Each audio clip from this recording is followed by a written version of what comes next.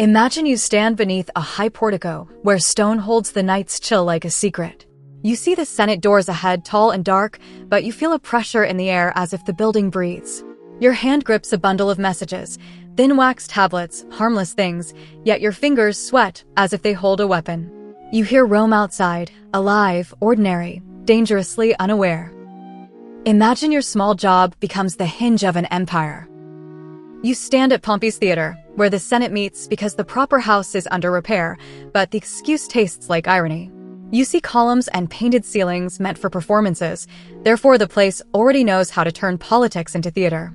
You smell old incense soaked into plaster, mixed with wool oil from togas and the sharp tang of last night's rain drying on stone. Your sandals shift on fine dust, ground from countless footsteps, senators, clients, slaves, compressed into powder like time itself. You feel the city's mood before you even hear it because Rome vibrates through the soles of your feet. Imagine it is a new year in the Roman sense. You see fresh magistrates in crisp-bordered togas parading earlier, faces set like masks, therefore the Republic pretends it renews itself. You smell clean smoke from offerings curling up from altars, sweet fat burning, therefore the gods are formally invited to approve the pageant. But the streets keep saying one name as if it is a prayer and a threat at the same time: Caesar. You hear it in the mouth of a baker, in the mutter of a veteran, in the careful silence of an old noble who refuses to speak it aloud. You feel how a name can fill a city like floodwater. You are a low-ranking attendant, half clerk, half guard. Your job is small: open doors, hold messages, keep order, look invisible. But small jobs are how history gets its hands on you. You see important men glide past as if the air parts for them, therefore your shoulders instinctively draw inward. You feel your tunic stick between your shoulder blades, because even in cold weather fear sweats through linen. You keep your eyes down, but not too far down, because a man who looks too meek becomes a convenient target. Outside the portico, Rome continues to sell bread and buy wine and argue about prices. You hear coins clink, you smell warm loaves carried in baskets, you see a boy chasing a dog through legs and sandals. Therefore disaster arrives like it always does, while everyone is busy. But rumors crawl faster than dogs. You catch them in fragments as men pass. Caesar will wear a crown. Caesar will refuse a crown. The Senate will beg him. The people will roar. The army will decide. The words clash like thrown stones, therefore nobody stands still long enough to let certainty form. You feel the uncertainty like grit between your teeth. You see veterans swagger near the steps, scarred men with new land grants folded in pouches at their belts, therefore their loyalty smells like fresh ink and promised soil. You see debtors with softer hands and hungry eyes whisper that Caesar loosens chains, therefore gratitude spreads like fire in dry brush. But you also see old families, faces sharpened by pride, watching with the stare of men forced to swallow vinegar. Their smiles sit too high on their cheeks. Their laughs come too quick, too loud. You feel it. The city smiles too hard. You smell fear disguised as perfume. The building feels like a throat. You stand at its edge.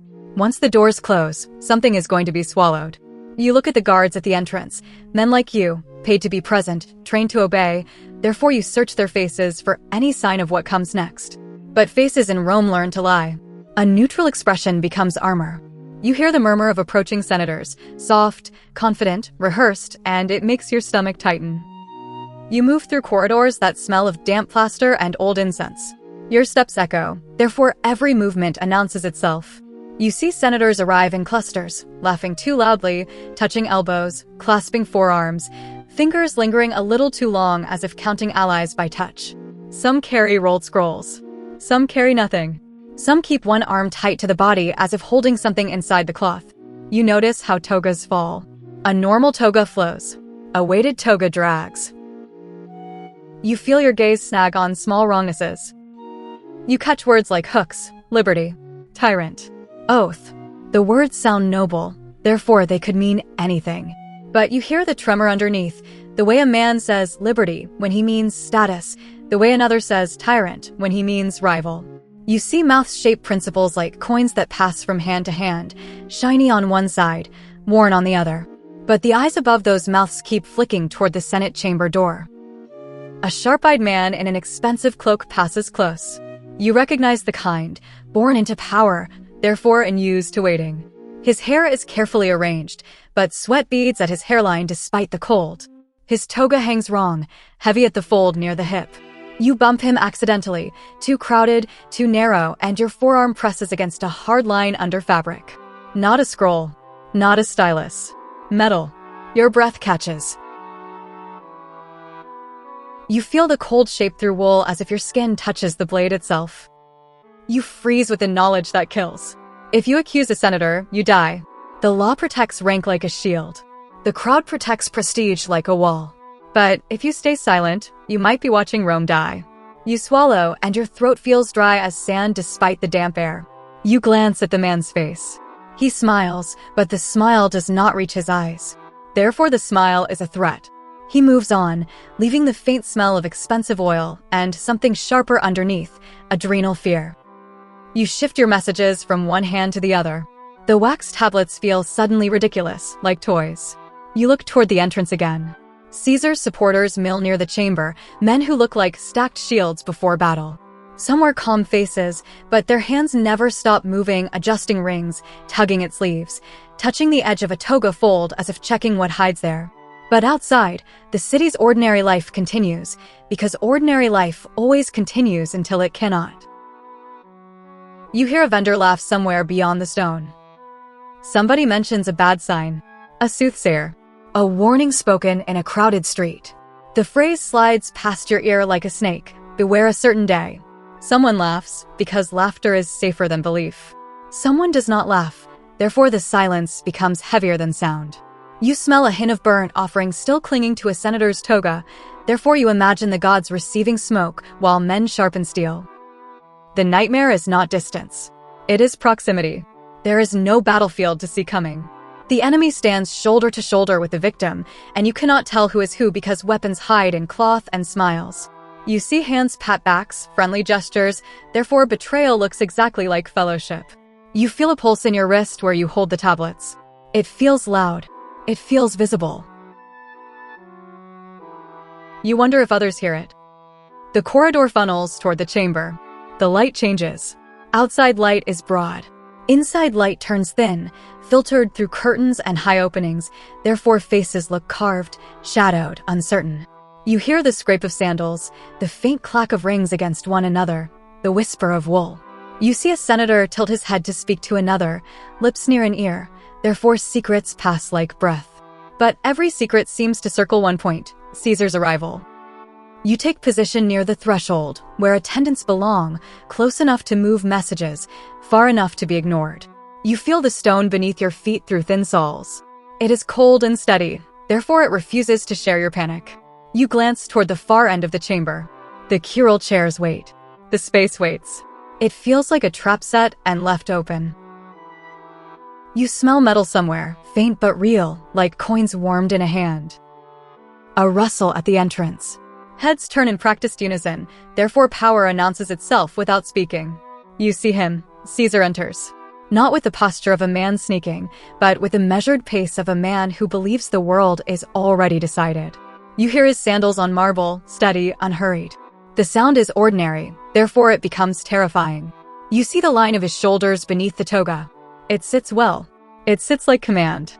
You smell the clean scent of laurel nearby, leaves crushed, therefore celebration and domination blur together.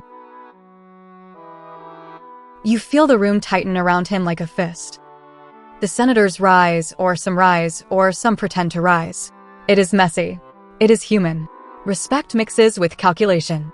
You see eyes flick toward one another. Is it time? Is it not? Are there enough? Will someone flinch? But no one wants to be the first to move, therefore the moment stretches. Caesar acknowledges greetings with small gestures as if distributing favor. You hear voices address him with titles that sit on the edge of legality. Each word feels like a test. He lets them hang. A petitioner steps forward with a scroll. Your mind tries to tell your body this is normal. Paperwork. Requests. Complaints. Rome runs on petitions like a body runs on blood. Therefore the pretext looks harmless. But you feel your throat tighten because harmless is the most useful disguise. You see the petitioner's hands. They tremble slightly. Or maybe they do not. The light shifts and certainty slips away. You hear the dry sound of parchment. You lean to see. The petitioner stands too close to Caesar. The posture is wrong. Respect usually keeps distance. But here the distance collapses. Caesar reaches to take the petition or to read it or to dismiss it, hard to tell from your angle. But bodies begin to compress inward. Senators step nearer than courtesy allows. You smell wool heating as men crowd. You feel the air grow warmer, packed with breath, perfume, and the metallic tang of anxiety. You taste it on your tongue like a penny. A hand grabs Caesar's toga at the shoulder. The cloth snaps tight. The sound is small, but the meaning is enormous. You see Caesar's head turn sharply. Confusion flashes, brief, controlled. But a second hand reaches, and a third. Therefore the trap closes not with a gate, but with fingers. You hear the first blade enter flesh, not a heroic clang, but a wet, private sound, like a knife pushed into fruit. Your stomach turns. Your knees threaten to fold. For one heartbeat, nobody screams. The room holds its breath, therefore the silence becomes a scream. Caesar's face tightens. His mouth opens as if to speak, but words collide with pain. You see the attacker's arm jerk, and the toga darkens in a spreading bloom. The red looks almost black in this light. But the shock breaks, therefore the chamber erupts. Chairs scrape. Sandals skid. A gasp becomes a shout. A shout becomes many. You hear a sound like an animal caught in a net. Senators surge in. It looks less like justice and more like hunger. You see men you assume are dignified, old, careful, ritual-bound, now moving like pack animals around a wounded body. Their faces twist. Their mouths open. Some shout liberty. Some shout names. Some make no sound at all. But arms rise and fall. You cannot count blades. You cannot count hands. You only know it does not stop. Therefore time fractures into flashes, steel, cloth, blood, breath. You smell hot blood on cold stone, sharp and coppery, rising like steam. You try to move, but bodies block you. The crowd becomes a wall that breathes. Someone slams into your shoulder. Your tablets almost fall. You press them to your chest as if they are a shield, absurdly. You see white fabric blooming red on multiple togas, not only Caesar's. A blade slips. A conspirator cuts another conspirator. Friendly fire in a room full of friends. Therefore the act that claims control creates chaos instead. You hear a man curse in pain. You hear another laugh, high, hysterical. Caesar stumbles. His feet slide on blood-slick marble. You see his hand reach out, not to attack, but to balance, to find a surface, to find a person. You look for a face he trusts. Maybe he sees it. Maybe he does not. The crush hides everything. You see only fragments, an eye wide with disbelief, a mouth tight with rage, a senator's ring catching light as his hand drives downward. You feel your own breath shorten. You don't know if this is the last second of the Republic or merely the first second of something worse. You hear the word tyrant, shouted like a spell meant to cleanse the act. But the sound is swallowed by grunts and wet impacts. The chamber smells of sweat and iron. Warmth rises from bodies pressed too close. The air feels thick enough to chew. You see Caesar's toga pulled, twisted, pinned. Therefore his authority, once so smooth, turns into cloth in other men's fists. You see his head dip. His shoulders collapse. The body yields, therefore the violence intensifies as if it fears stopping. You feel the room become a single organism made of hands. Somewhere near you, an attendant cries out. Or maybe it is a senator. The roles blur. You see a man try to push backward toward an exit, eyes rolling, therefore panic spreads beyond the attackers and the victim. You smell urine suddenly, fear's honest perfume, therefore the noble facade breaks completely. Someone trips on a fallen chair. Someone's sandal slips off. A blade clatters. Another hand snatches it up. The floor becomes slick. You shift your weight carefully, but your heel slides anyway, and your heart kicks hard as you catch yourself. You want to shout. You want to run. But your body refuses. The mind says move, but the limbs do not obey. Therefore you become another statue in a room built for statues. You watch the scene in violent detail because you cannot look away. You see the petition scroll crushed beneath a foot, wax seal broken. Therefore paperwork literally becomes the rug beneath murder. You hear the scrape of metal against bone once, faint, horrifying. You blink fast to clear your eyes, but your vision keeps catching on red. You feel a buzzing in your ears like swarming insects. The attackers shout again, "Liberty," but the word comes out thin, like a banner held up in smoke. Some faces look triumphant. Some look sick. Some look blank, as if the soul steps aside to let the arm do its work. You see one conspirator hesitate mid-strike, then strike anyway. Therefore, hesitation becomes fuel rather than restraint. You see another glance around as if searching for approval. The act needs witnesses. It needs agreement. You feel the terrible power of many people deciding to be cruel together. At last, the violence loses rhythm. Arms slow. Blades stop rising. The sound collapses into panting and the soft drip of blood. The killers step back, blinking like men waking from a dream they choose. You see Caesar on the floor, no longer a moving center, but a shape. The marble around him shines wet. Your feet feel glued to the stone. You realize the blood makes its own gravity, pulling attention down. For a moment, nobody knows what to do with hands that just killed. Those hands hover, shake, wipe on togas, grip hilts too tight. You smell wool stained with iron and sweat. The air is warmer now, therefore nausea rises. You hear somebody say a name, maybe a plea, maybe a command, but the words scatter because no single voice owns the room yet. The conspirators look at each other as if seeing faces for the first time. Friendship looks different after shared murder. You don't know if Caesar's supporters will draw blades. You don't know if the doors will be barred. You don't know if the city outside will flood in. Someone raises an arm, blood streaked to the elbow, and shouts "Liberty" louder. The voice cracks. It tries to sound like a trumpet, but comes out like a reed. Therefore, the claim feels fragile. You see a few senators answer with raised hands, but some stand frozen, eyes darting. Not everyone signs the act with their body. You hear the distant reaction beyond the walls, a ripple of yelling, a sudden rush of footsteps, shutters slamming, dogs barking. The city responds late because news travels slower than blades. You feel Pompey's theater trembling with the first tremors of a riot. Now the coup shows its second blade. The first blade is metal. The second blade is story. You watch men step into positions like actors finding marks on a stage. Who stands closest to the body? Who stands on higher steps? Who speaks first? Who points to the wound and names it justice? Therefore, the performance begins immediately, because if the story is lost, the murder becomes only murder. You see a conspirator lift a bloody dagger, holding it up as proof. The blood drips down his wrist, therefore the symbol is also a mess. You feel the room split into currents. One current wants to flee, heads down, sandals fast, faces pale. Another current wants to seize the moment, voices rising, hands gesturing, claims of salvation.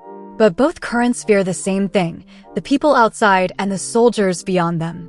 You hear whispers. Where is Mark Antony? Where are the veterans? Where is the crowd? Will they cheer or tear you apart? Uncertainty rules.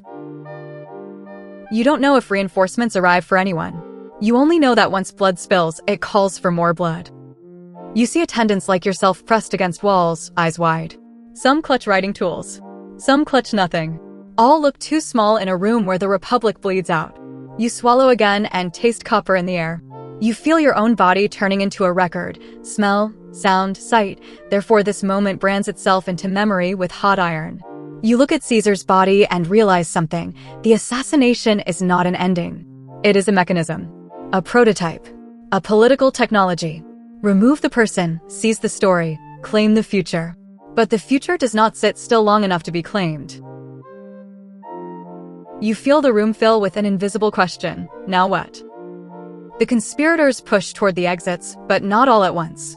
Some hesitate because leaving the room means facing the city. Staying means being trapped with the corpse.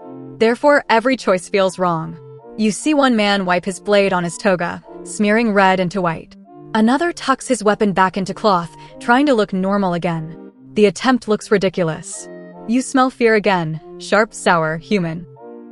The doors open partway. Light slices in from outside, bright and indifferent. The contrast makes the blood look darker. You hear the sound of a crowd forming, like wind moving through dry leaves, voices overlapping, questions shouted, answers contradicted. Therefore, the coup expands beyond the chamber, because a killing in a closed room still needs the open street to succeed. You see a conspirator step into the light and raise his hands, calling for calm. But calm is a word, not a spell. You feel how thin authority becomes when it depends on a throat yelling over other throats. You stand near the threshold, half inside, half outside. Therefore you occupy the most dangerous place, the seam between stories. Behind you lies the corpse and the claim of liberty. Ahead lies the city and its hunger for certainty. You hear someone shout that Caesar's dead. You hear another shout that the tyrant is slain. You hear a third voice sobbing, what happens to the grain? Therefore survival barges into ideology. You feel the crowd's mood shifting like a weather front. A man pushes past, shoulder hard into your chest. He smells like wine and sweat. He shouts questions at nobody.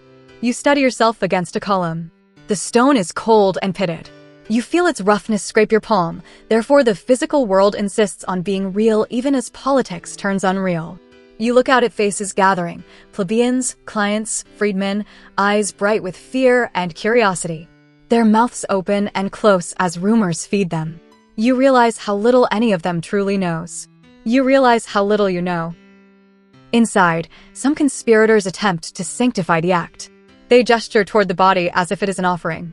They invoke the Republic as if the Republic is a god that requires blood. But you see their hands still shaking. You see the tremble in their wrists. Therefore conviction looks like terror wearing a toga. You hear someone mention that Caesar refuses a crown before, that Caesar claims to restore order, that Caesar forgives enemies. Each claim collides with the sight of his blood. The room cannot decide what it just did.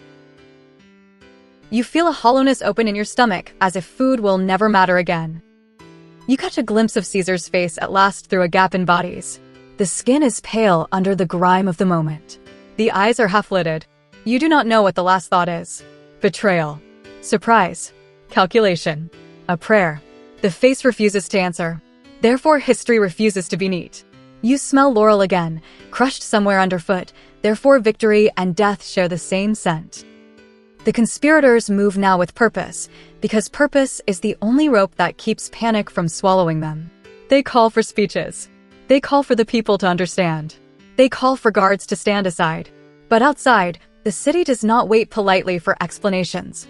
You hear a distant roar, rising like surf. You see men running, not toward a battle line, but toward information. Therefore the streets become the new battlefield, and every tongue becomes a weapon. You feel the old republic cracking like dry wood under strain. Somewhere beyond sight, Caesar's allies gather. Somewhere, veterans who owe land and pride to Caesar hear the news. Somewhere, debtors who taste relief because of his reforms hear the news. You do not see them yet. You only feel the approaching weight of consequences like thunder you sense in your bones before rain. The conspirators count on gratitude for liberty, but gratitude is not guaranteed. Therefore the killers begin to look hunted even as they insist they are saviors. You back away slowly, because survival whispers louder than duty now. Your tablets press against your ribs with every breath.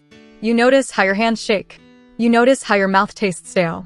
You see blood on your own sandal strap, just a dot, maybe from a splash. It feels like a brand. Therefore you carry proof whether you want it or not. You feel the urge to scrub it away, but there is nowhere to wash, and there is no water strong enough anyway. The crowd outside thickens. Faces tilt upward to the Senate steps. People shout questions. Who did it? Why? What happens now? The answers come as competing performances. One man cries, liberty.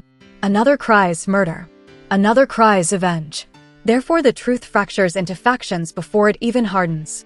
You feel the hair rise on your arms as the crowd surges forward a half step, then stops, like an animal testing a fence.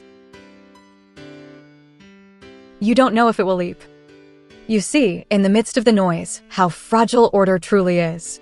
A republic is not marble columns. A republic is not speeches carved into memory. A republic is the agreement that arguments happen with words, not knives. But here the argument happens with knives, therefore the agreement breaks. You taste the bitterness of that realization. It sits on your tongue like ash. The chamber behind you remains a scene of aftermath, blood drying at the edges, turning sticky. The smell grows heavier as minutes pass, because warm blood does not stay warm. It cools and thickens and stinks. You hear flies already, faint, drawn to iron. You hear men clearing throats, trying to speak like statesmen again. Therefore civilization attempts to dress itself after being found naked. But the stains show through. You feel the absurdity of rhetoric in a room that still drips. Now the cost begins to count itself, even if nobody tallies it aloud. One man lies dead, but many things lie wounded. Trust, precedent, restraint. You feel how quickly the mind reaches for excuses. You hear men say the act saves the republic, therefore the act must be good. But you also hear fear underneath. If the act does not save the republic, then the act is only murder, and the murderers become prey. The uncertainty gnaws. You feel how violence creates a hunger for justification that never ends. You stand in the seam between the chamber and the street, and you begin to recognize a pattern that does not belong only to Rome. When power cannot win through law, it reaches for shock. When legitimacy feels fragile, men choose spectacle. Therefore, a killing becomes a message, and a message becomes a weapon, and the crowd becomes the battlefield. You see it here in togas and marble, but the shape is familiar in any age, a sudden rupture meant to force reality to obey. The verdict arrives not as a proclamation, but as a sensation. You feel the republic's pulse falter. Not because one man dies, but because the method changes. The room teaches everyone watching that sacred spaces can be violated and that status can be punctured. Therefore, future conflicts search for the same shortcut. You smell the iron in the air and realize it lingers longer than incense. You see the blood on the marble and understand it does not wash away easily, even when scrubbed. The stain remains in minds. You feel the cost. A city that learns politics is a knife fight performed in daylight. Now the mirror rises, held close to your face like polished bronze. Do you see the same pattern today? Not the togas, not the marble, those are costumes. But the mechanism, the attempt to seize the future by breaking the present in public. The rush to control the story after the shock. The competing cries of freedom and traitor. The way ordinary people still ask about bread while elites argue about legitimacy. Therefore, the question is not whether Rome is violent. The question is whether any society truly outgrows the temptation to shortcut persuasion with spectacle. You feel that temptation in the air whenever fear replaces patience. The legacy question waits at the threshold, uncarved, unanswerable by scroll or screen. Imagine you stand again with your small bundle of messages, watching powerful men hide steel under cloth. You see the moment before the first grab, therefore you still have the illusion of choice. You feel your own heartbeat loud in your ears. If warning means death, but silence means complicity, what does courage look like when no one will reward it and everyone will punish it? You don't know, but you feel the doors beginning to close.